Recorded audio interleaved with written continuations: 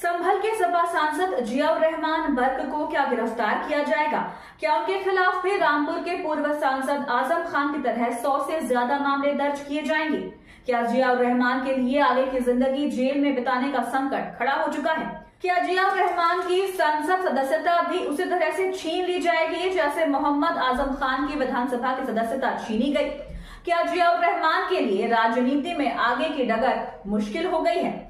संभल के सपा सांसद आजकल मुश्किल में हैं। मुश्किल ये है कि एक मुश्किल से निकलते हैं तब तक दूसरी सामने आकर खड़ी हो जाती है। जिला प्रशासन जियाउर रहमान के खिलाफ एक के बाद एक केस दर्ज करता जा रहा है, तो सांसद को बार बार कोर्ट के दरवाजे पर दस्तक देनी पड़ रही है। अब तो यहाँ तक कहा जा रहा है कि उनकी गिरफ्तारी किसी भी समय हो सकती है।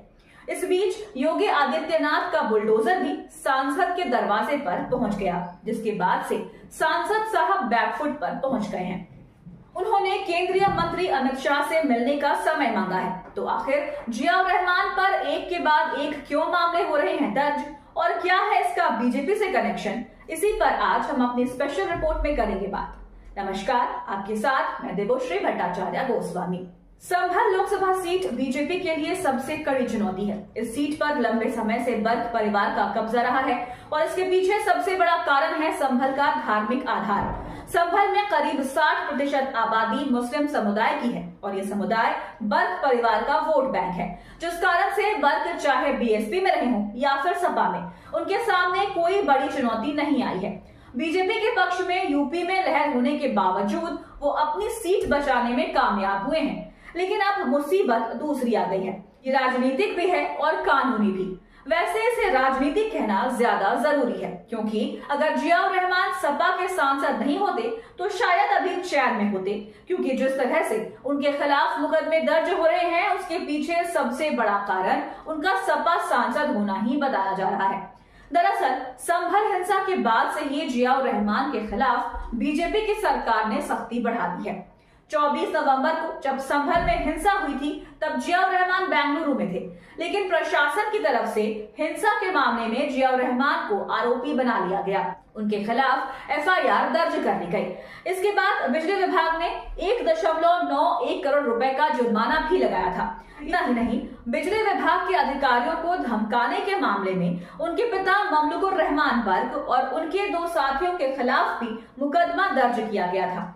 अब प्रशासन ने अवैध अतिक्रमण के खिलाफ बड़ी कार्रवाई की है और सांसद के घर के बाहर बनी सीढ़ियों को तोड़ दिया गया है। इससे पहले भी बिजली चोरी की तस्दीक होने पर बिजली विभाग ने सांसद के घर का बिजली कनेक्शन भी काट दिया। हालांकि सांसद के वकील ने छापेमारी पर आपत्ति जताते हुए ज्यादा लोड के इल्जाम को खारिज कर दिया है।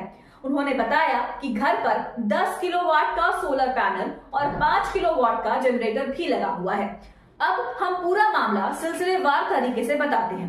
उत्तर प्रदेश के संभल से सांसद जियाउर रहमान बर्क की मुश्किल कम होने का नाम नहीं ले रही है। पहले बिजली चोरी के आरोप लगे तो अब अवैध निर्माण पर बुलडोजर एक्शन शुरू हो गया है। संभल में बर्क परिवार इस कार्रवाई को राजनीति से प्रेरित बता रहा है, तो प्रशासन कह रहा है सब कुछ कानून सम्मत हो रहा है। संभल से समाजवादी पार्टी के सांसद जियाउर रहमान बर्क के घर 19 दिसंबर को बिजली सप्लाई बंद कर दी गई और 20 दिसंबर को सपा सांसद के घर सीढ़ियों की स्लैब अवैध तरीके से सड़क पर पाई गई, जिसे नगर पालिका के बुलडोजर ने तोड़ दिया। बीते कुछ दिनों से यूपी में जिस बुलडोजर की गरज थमी थी वो संभल के दीपा सराय में दहाड़ने पहुंचा। यहाँ भारी सुरक्षा बलों के बीच बुलडोजर ने सांसद जियाउर रहमान बर्क के घर दस्तक दी। सपा सांसद के घर के बगल से नाली गुजर रही थी, जिसे सीढ़ियों से कवर किया गया था। सीढ़ियों का हिस्सा सड़क पर दिख रहा था, जिसे नगर पालिका ने अवैध निर्माण के दायरे में बताकर बुलडोजर से ढहा दिया। बीते एक हफ्ते से दीपा सराय मोहल्ले में अवैध निर्माण पर कार्रवाई जारी है, जिसकी चपेट में आज सपा सांसद के घर का हिस्सा भी आया है। कार्रवाई आगे भी जारी रहने वाली है। वैसे ये कहा जा रहा है कि दीपा सराय में बुलडोजर की कार्रवाई शायद इसलिए चल रही है क्योंकि यहाँ पर संभल के सांसद का आवास बना हुआ है, जो प्रशासन के टारगेट पर है। सपा सांसद के आवास के चलते आसपास का जो छोटा मोटा अतिक्रमण है उसे भी हटाया जा रहा है। वैसे सुप्रीम कोर्ट ने जो आदेश दिया है वो किसी का घर गिराने को लेकर पूरी प्रक्रिया अपनाने का दिया है। नाले या सड़क पर किया गया अतिक्रमण इस दायरे में नहीं आता है, जिसका फायदा अब प्रशासन उठा रहा है। एक तरफ संभल सांसद के खिलाफ एक के बाद एक मामले दर्ज हो रहे हैं, तो दूसरी तरफ सपा चीफ अखिलेश यादव अपने सांसद के पक्ष में खुलकर उतर आए हैं।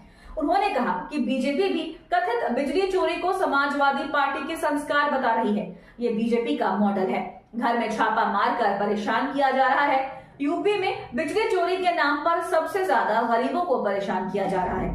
अब हम बताते हैं कि बिजली विभाग की तरफ से क्या दावा किया जा रहा है। दरअसल 8 महीने में सांसद जियाउर रहमान के घर में 0 यूनिट बिजली खर्च हुई, जबकि घर में AC, deep freezer, geyser, coffee machine समेत कई इलेक्ट्रॉनिक सामान इस्तेमाल हो रहे थे। इन्हीं का हिसाब किताब लगाकर बिजली विभाग ने 1,91,00,000 रुपए जमा करने को कहा है। जुर्माना भरने के बाद सांसद के घर बिजली बहाल होगी। सपा सांसद के खिलाफ जिस तरह से कार्रवाई हो रही है, उससे एक बात तो साफ हो गई है कि अब बीजेपी के निशाने पर सिर्फ सपा सांसद ही नहीं, बल्कि पूरा संभल आ गया है। बीजेपी को संभल में एक नया अयोध्या दिखाई दे रहा है। पहले तो संभल की शाही मस्जिद को मंदिर बताया गया।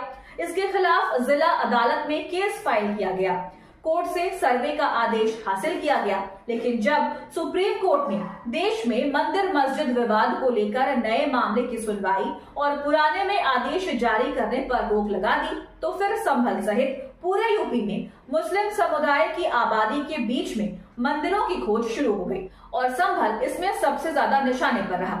इस बीच ये भी खबर आ गई कि मुस्लिम आबादी वाली हिस्से में कार्तिकेय मंदिर मिला है, जो करीब 46 साल से बंद था। बाद में एएसआई की टीम भी यहाँ पहुंची और मूर्तियों की कार्बन डेटिंग की गई। पास के 5 तीर्थों का निरीक्षण किया गया, साथ ही 19 कुओं की स्थिति भी देखी गई। यानी कुल मिलाकर बीजेपी की तरफ से ये तय कर लिया गया है कि संभल का मुद्दा शांत नहीं होने दिया जाएगा। 24 नवंबर की हिंसा को अब पूरा 1 महीना होने को आया है, लेकिन संभल में आज भी विपक्ष के नेताओं के आने पर अघोषित रूप से रोक लगी हुई है।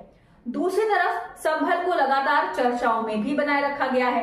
ऐसे में सवाल योगी सरकार से ही पूछे जा रहे हैं कि आखिर संभल की स्थिति सामान्य कब होगी, क्योंकि हिंसा को लेकर जिला प्रशासन ने जो एफआईआर दर्ज की थी, उसमें 3000 से ज्यादा अज्ञात लोगों के खिलाफ भी मामला दर्ज किया गया है और इसी के चलते संभल में आज भी कई लोग वापस लौटने को तैयार नहीं हो रहे हैं, क्योंकि डर ये लग रहा है कि अगर वापस लौटते हैं तो कहीं पुलिस गिरफ्तार तो नहीं कर लेगी। तो आपको हमारा ये वीडियो कैसा लगा, हमें कमेंट करके अपनी राय जरूर दीजिएगा। अगर आप ये वीडियो फेसबुक पर देख रहे हैं तो हमारे पेज को लाइक करें, और अगर आप ये वीडियो यूट्यूब पर देख रहे हैं तो हमारे चैनल को सब्सक्राइब करना ना भूलें और देखते रहिए द धाकड़ न्यूज और बेल आइकन दबाना ना भूलें।